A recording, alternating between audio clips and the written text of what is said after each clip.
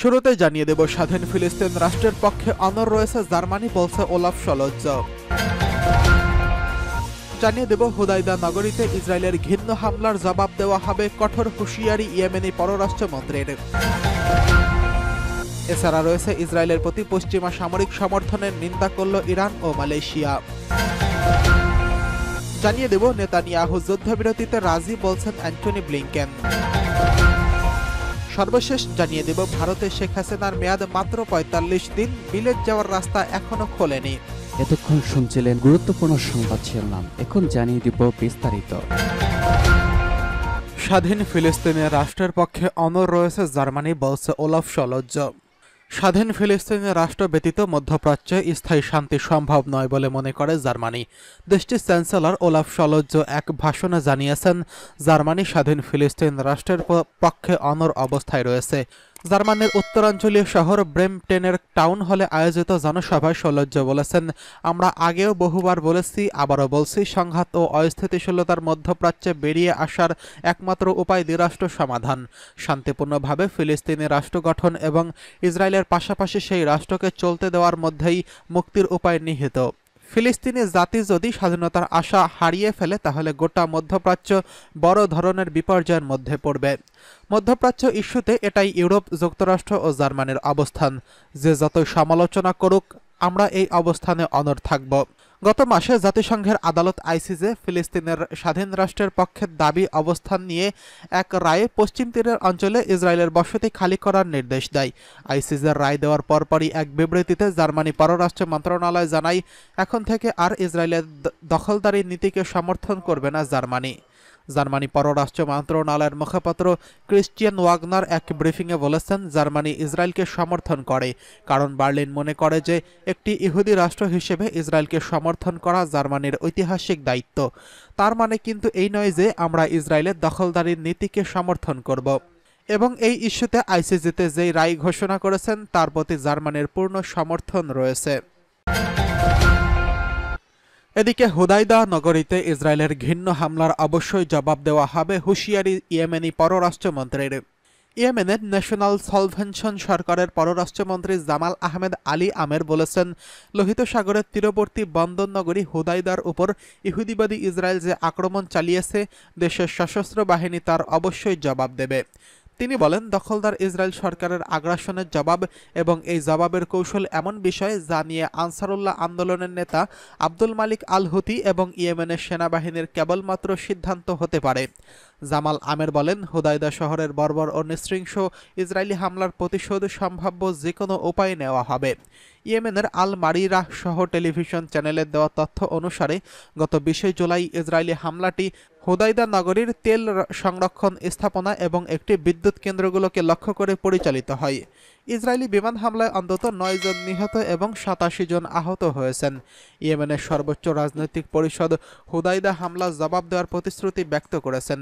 এই কাউন্সিল এক বিবৃতিতে বলেছে, শত্রুর বিরুদ্ধে কার্যকর প্রতিক্রিয়া ছাড়া এই আগ্রাসন পার পাবে না। এদিকে ইসরায়েলের প্রতি পশ্চিমা সামরিক সমর্থনের নিন্দা করছে ইরান ও মালয়েশিয়া। ইহুদিবাদী ইসরায়েলের প্রতি মার্কিন নেতৃত্বাধীন পশ্চিমা দেশগুলোর সামরিক সমর্থনের নিন্দা করছে ইসলামী প্রজাতন্ত্র ইরান ও মালয়েশিয়া। গতকাল ইরানের প্রেসিডেন্ট মাসুদ পেজেশকিয়ান ও মালয়েশিয়ার প্রধানমন্ত্রী আনোয়ার ইব্রাহিম ফোন আলাপের সময় এই নিন্দা জানিয়েছেন। দুই নেতার একমত পোষণ করেন যে আমেরিকা ও তার পশ্চিমা দেশগুলোর দেওয়া সামরিক সহায়তা নিয়ে দখলদার ইসরায়েল ফিলিস্তিনের বেসামরিক জনগণকে হত্যা করেছে। পশ্চিমা দেশগুলোর এই ভূমিকা মানবাধিকার সম্পর্কে তাদের দাবির বিপরীতে এবং গাজায় যুদ্ধবিরতির প্রচেষ্টাকে দুর্বল করেছে। ফোন আলাপে দুই নেতা আঞ্চলিক এবং আন্তর্জাতিক ঘটনাবলী, বিশেষ করে গাজার পরিস্থিতি নিয়ে আলোচনা করেন।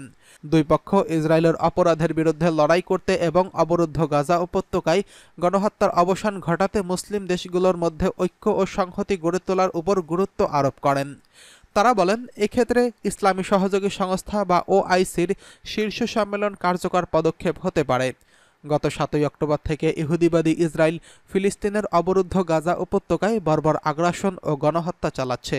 এতে এখন পর্যন্ত ৪০,০০০-এরও বেশি ফিলিস্তিনি শহীদ হয়েছেন, যার বেশিরভাগই নারী ও শিশু। এদিকে নেতানিয়াহু যুদ্ধবিরতিতে রাজি, বলছে অ্যান্টনি ব্লিংকেন। মার্কিন পররাষ্ট্রমন্ত্রী অ্যান্টনি ব্লিংকেন জানিয়েছেন, নেতানিয়াহু হামাসের সঙ্গে যুদ্ধবিরতির প্রস্তাবে রাজি হয়েছেন। তেল আবিবে ব্লিংকেন সাংবাদিকদের জানান, নেতানিয়াহুর সঙ্গে তার খুবই কার্যকর বৈঠক হয়েছে। যুক্তরাষ্ট্র যে যুদ্ধবিরতির প্রস্তাব দিয়েছে তা তিনি মেনে নিচ্ছেন। এখন হামাস তা মেনে নিক। ইসরায়েলের বন্দীদের মুক্তি নিয়ে গাজায় ফিলিস্তিনিদের স্বস্তি ফেরানোর বিষয়টি এখন হামাসের উপর নির্ভর করছে। ব্লিংকেন বলেছেন, এটি নির্ণায়ক মুহূর্ত।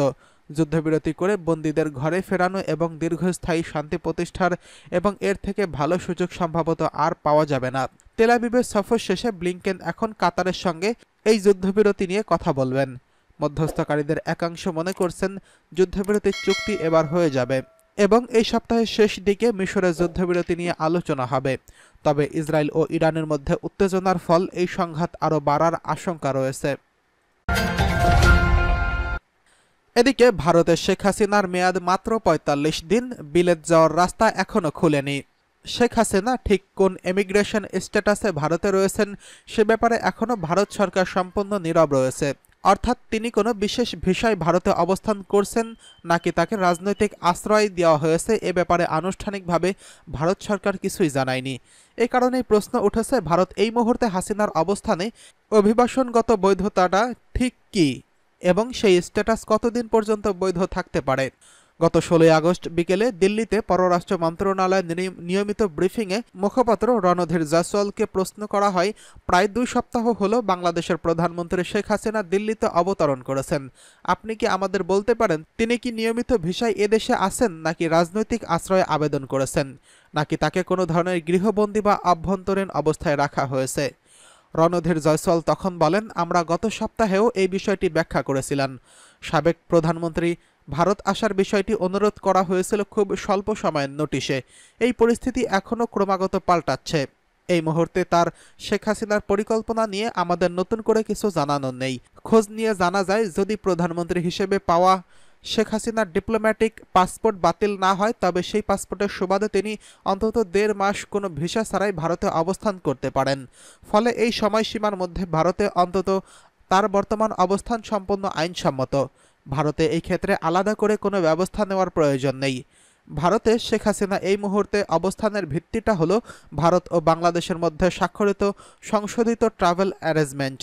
দুই দেশের শেখ হাসিনা ও নরেন্দ্র মোদী সরকারের মধ্যে ঢাকাতে এই সমঝোতা স্বাক্ষরিত হয়েছিল ২০১৮ সালের ১৫ জুলাই।